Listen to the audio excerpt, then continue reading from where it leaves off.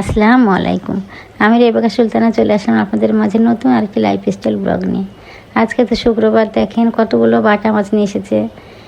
অনেকগুলো বাটা মাছ, 3 কেজি বাটা মাছ নিয়ে এসেছে। বলেছিলাম বড় মাছ আনতে, মাছ নাকি ভালো পাইনি। শুক্রবার একটু ঘুম থেকে উঠতে দেরি হয়েছে, যেতে যেতে ভালো মাছ পাইনি তেমন। সেজন্য আজকে ছোটো মাছ নিয়ে এসেছে আর বলেছে কালকে নিয়ে আসবে বড় মাছ। ছোটো মাছগুলো তো কাটতে হবে, অনেক সময় লেগে যাবে। সেজন্য আগে আমি মাছ, পানি, তারপরে ছাই দিয়ে মাছ কাটতে হবে, ছাই সব রেডি করে আগে ঘর বাড়িগুলো গুছিয়ে নিচ্ছি। কারণ মাছ কাটার পর অনেক দেরি হয়ে যাবে, রান্নাবান্না করতে হবে। ঘর বাড়ি নোংরা থাকলে আরও খারাপ লাগবে তখন। মাছগুলো সব রেডি করে প্রত্যেকটা রুম আমি পরিষ্কার করে নিচ্ছি। সকালবেলাতে ঘুম থেকে উঠে গোলা রুটি করেছিলাম। পেঁয়াজ, কাঁচামরিচ, লবণ, ডিম ভেঙে দিয়ে সুন্দরভাবে গোলা রুটি করে আলু ভাজি করে খাওয়া হয়ে গেছে। ছেলে আর ছেলের বাবা তো ছেলের প্রাইভেট রাখতে গেছে।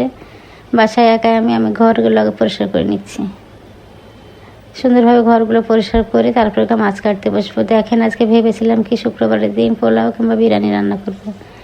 আল্লাহ রিজিকে যেটা লিখেছে দেখি কী রান্না করা যায়। যেটা আল্লাহ লেখে সেটাই আলহামদুলিল্লাহ।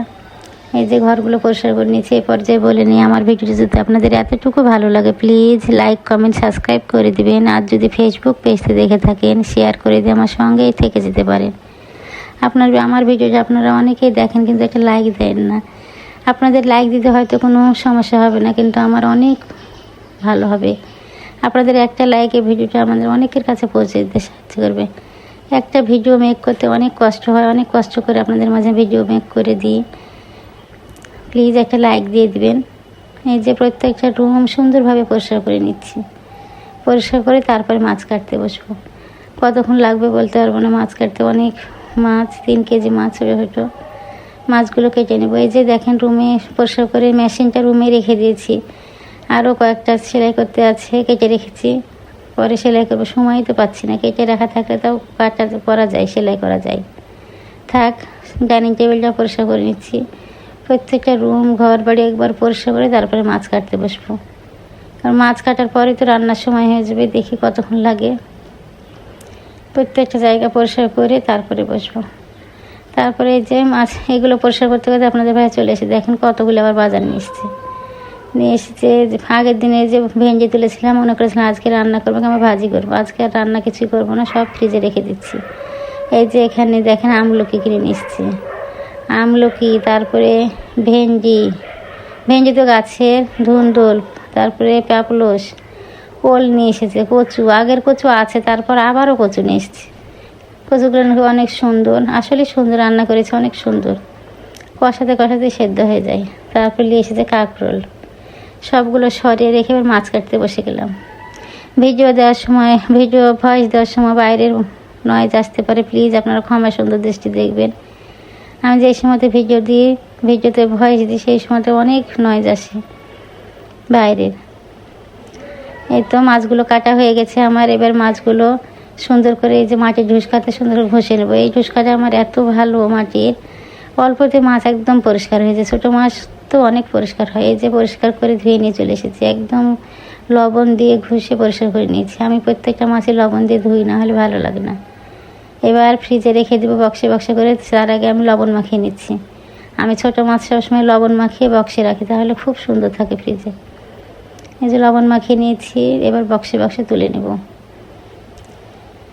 অনেকক্ষণ, এবার 1টা বাজতে যাচ্ছে, 12:30 বেজে গেছে না। সব তো চারিদিকে আজান হচ্ছে। আজ শুক্রবার, সব নামাজ পড়তে যাবে। আপনাদের ভাই বাইরেও কী কাজ করছে, কাজ সেরে গোসল করে নিচ্ছে, বা নামাজ পড়তে যাবে। সেজন্য এদিকে আমি রান্না করব কখন বলেন, কখন আমি কী করবো। আজ আর বিরিয়ানি কিংবা পোলা মাংস রান্না করলাম না। আজকে শুধু মাছ ভাত রান্না করব।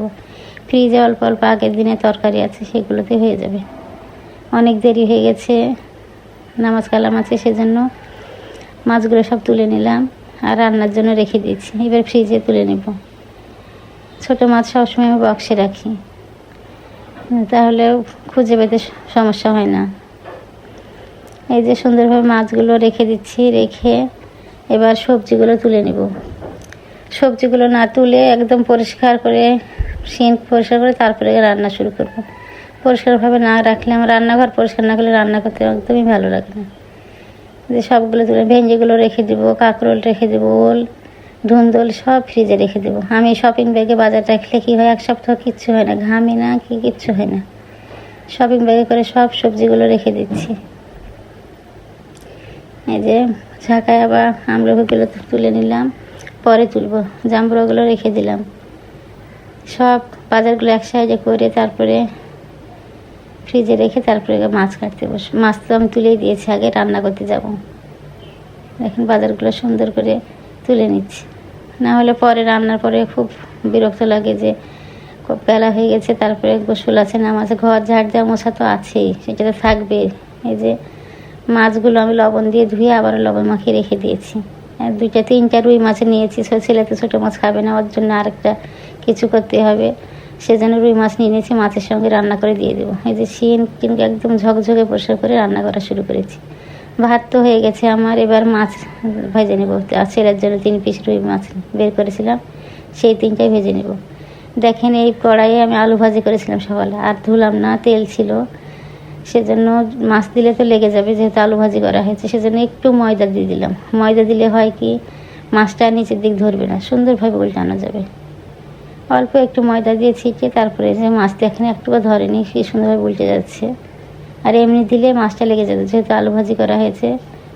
মাছটা ভাজা হয়ে গেলে এবার মশলাটাও কষিয়ে নিচ্ছি। দেখেন মশলাটা কষিয়ে তারপরে মাছগুলো আজকে কষিয়ে রান্না করবো, ভাজবো। ছোটো মাছ আর ভাজলাম না, কষিয়ে রান্না করবো। মাছগুলো এভাবে রান্না করে এসেছি, এত মজা হয়েছে খেতে। আর মাছগুলো খুব টেস্টি ছিল, মিষ্টি মিষ্টি ভাঙন মাছ, অনেক সুন্দর ছিল। মাছগুলো কষিয়ে তারপরে বড় মাছগুলো দিয়ে দেবো, দিয়ে তখন ঝোল দিয়ে দেবো, গামাখা ঝোল করে রান্না করব, খেতে ভালো লাগবে। এই মাছ, টাটকা মাছ আমি সাধারণত কষিয়ে রান্না করি, আর যেগুলো ফ্রিজে থাকে তখন ভাজি। বড় মাছগুলো দিয়ে দিলাম, কারণ ছেলে তো ছোটো মাছ খাবেই না, তার জন্যই বড় মাছগুলো একসঙ্গে রান্না করে নিচ্ছি। একটু কষিয়ে তারপরে পরিমাণ মতো পানি দিয়ে রান্নাটা করে নেব। এই তো মাছ রান্না হয়ে গেছে, এবার জিরার গুঁড়ো দিয়ে দেবো। দেখেন কালারটা কত সুন্দর হয়েছে, খেতেও কিন্তু অনেক মজা হয়েছিল। মাছগুলো খুব টেস্টি ছিল, ছোটো মাছ। এই যে রান্না হয়ে গেছে। এবার ফ্রিজে যে ডুমুর ছিল আর সজনার শাক ছিল, সেগুলো গরম ভাতের উপর বসিয়ে রেখেছি, আর গরম করতে ভালো লাগছে না। আর এই যে আগের দিনের আলু, মাছ, বড়ি রান্না করে